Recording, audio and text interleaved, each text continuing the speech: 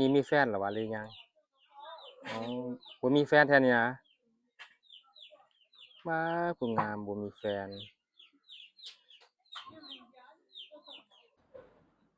สบายดีเนาะพ่อแม่พี่น้องเนาะพบกับส่งเบาแพงสุดเก่าเสยเคยตอนนี้เบาแพงอยู่ที่บ้านกูดินแดงพี่น้องจะพาพี่น้องเนาะชมบรรยากาศแบบว่ายามแล้งแล้วก็ท้ายหมู่บ้านตามเส้นทางเลขที่13พี่น้องว่าบรรยากาศเนาะว่าจะเป็นอะไรติดตามมาชมกันเลยพี่น้องอันนี้ก็เป็นที่หมู่บ้านเนาะแต่ว่าเป็นหมู่บ้านเรียกสมัยพี่น้องมาแพงจะขี่รถไปบ้านพาเท่าพี่น้อง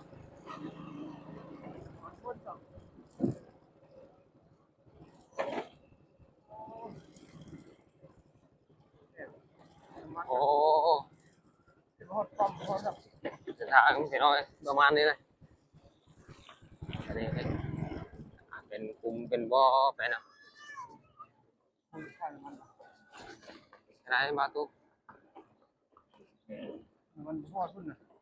น้ำมันหมดบ่โอ้พี่น้องมากับหมูสบายน้ำมันหมดสวัสดีหมูกับสวัสดีเติมน้ำมันเนาะเพราะว่าน้ำมันหมดพี่น้อยกับสวัสดีขี่รถมากะน้ำมันรถก็สวัสดีประมาณนี้พี่น้องก็เป็นนี่ก็เป็นหมู่บ้านนึงเนาะเป็นหมู่บ้านที่ว่าเป็นชนเผ่ากับหมู่เฮาพี่น้องเป็นบ้านหมู่บ้านที่เรียกสมัยพี่น้อยน้ำมันรถก็สวัสดีหมดเนาะอาชีพเติมน้ำมันก็สิไปบ้านพาเท่าต่อพี่น้อง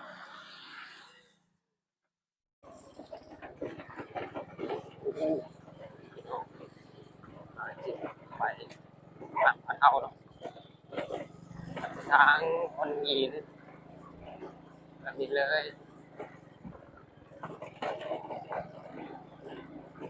ใกล้ชิดมือแล้วพี่น้องยามแรงประมาณ6 โมงปลายแล้วพี่น้องเอ้ยใกล้จะทำมือแล้วเนาะ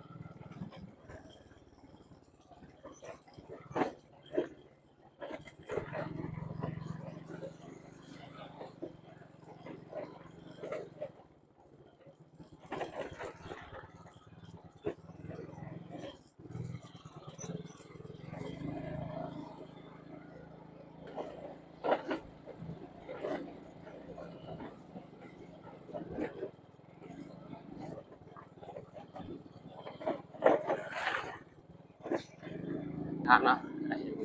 ผมเองชาวบ้านพี่น้องเจ้ามาแต่นา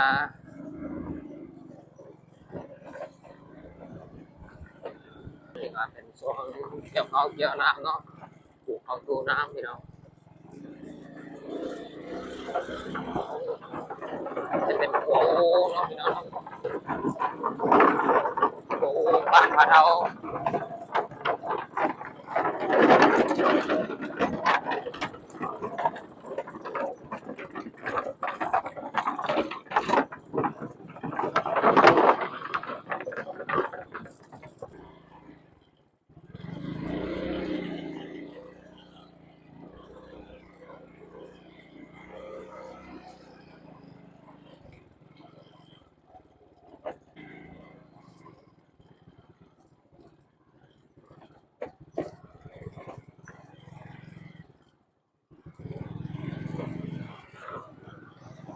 บ้านพาเท้าพี่น้องโอ้จะงามพี่น้องเอ้ย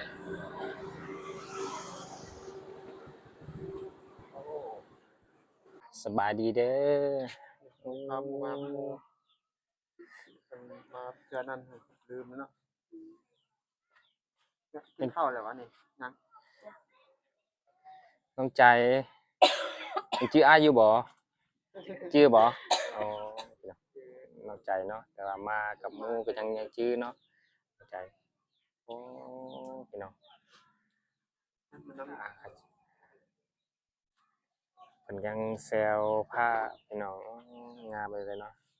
ผู้งามพี่น้องเอ้ยน้องใจเนาะ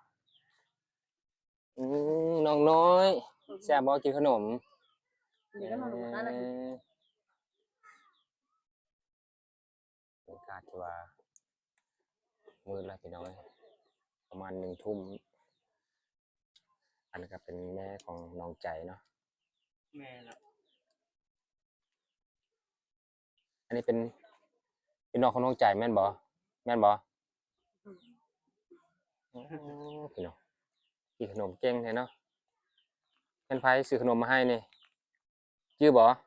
เป็นผู้นี้บ่ Dia ni dia kan Main mau apa? makan. Ya. ชื่อบ่แม่นไผโอ้บ่ชื่ออันนี้ฮู้บ่อันนี้ชื่อหยังอันนี้นะอ๋อบ่ชื่อเป็นบาตุเนาะอ๋อพี่น้องแม่ของน้องใจกำลังเด็ดผักกูด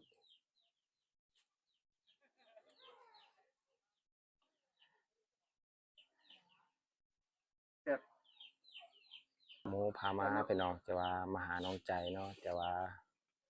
สุดท้ายให้พ่อแม่พี่น้องได้เบิ่งเนาะน้องใจเราเป็นชนเผ่ามงพี่น้องเราเป็นคนที่ว่า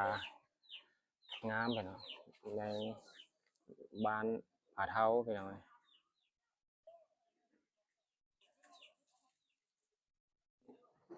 โอ้มันเนาะน้องใจเนาะน้องใจมันแท้ว่ะ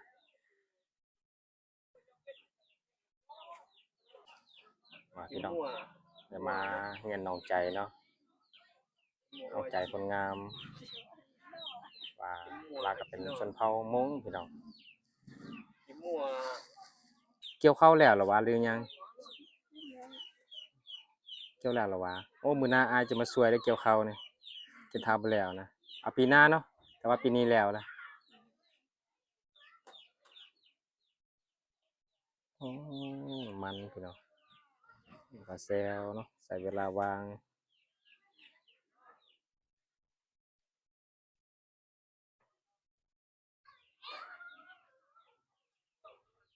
จักมือแล้วแซวนี่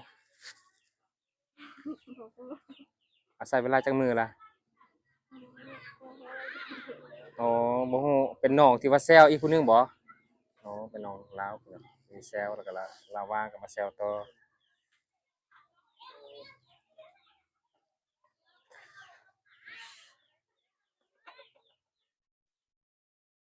เนาะพี่น้องอันนี้ก็เป็นบ้านน้องใจเนาะที่เว้าแพงมาก็จะเป็นเวลาที่ว่ามื้อละพี่น้องโอ้มื้อละเนาะค่ำแล้วพี่น้องเอ้ยก็จะเป็นบ้านที่ว่าเป็นชนเผ่ามงที่เว้าแพงที่จะทายน้องใจพี่น้องแล้วก็จะเป็นบ้านเพื่อนน้องใจพี่น้อยอ้ายก็ถามแด่อันอยากมีแฟนบ่เป็นหยังคือบ่อยากมีแฟนโอ้บ่อยากมีแฟนอยากได้ผัวบ่โอ้ผัวก็บ่อยากได้พี่น้องแฟนก็บ่อยากได้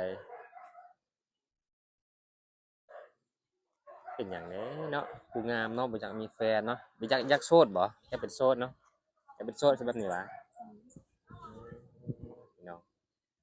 ผู้งามเด้อพี่น้องเอ้ยใจเนาะเป็นชนเผ่ามงเป็นบ้านของน้องใจพี่น้องสิเบาแปมทายจ้ะโอ้มืดแล้วพี่น้องนะลมขนาดพี่น้องเอ้ยจานที่ฝนจะตกน้องใจสมมติว่าฝนตกนี่อาได้อยู่นี่ได้อยู่นี่ได้น้องใจได้พี่น้องฝนตกแล้วอาก็จะได้อยู่เงินน้องใจแล้วเพราะว่าเมื่อบ่ได้เด้น้องใจเด้เมื่อบ่ได้พี่น้องแต่ว่าฝนตกเนาะอยู่เงินน้องใจเลยได้นี่ได้น้องใจอ่าเราก็ยังมีแฟนพี่น้องผัวก็ยังมีเป็นหยังเด้เนาะ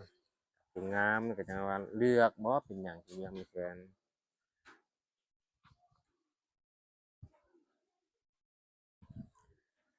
ปืนเท่าไหร่นี่น้องใจอันนี้ปืนเท่าไหร่นี่ คืนเท่าไหร่ที่ว่าเซลแล้วเอาไปขายให้นะเท่าไหร่นี่บ่ราคานะเท่าไหร่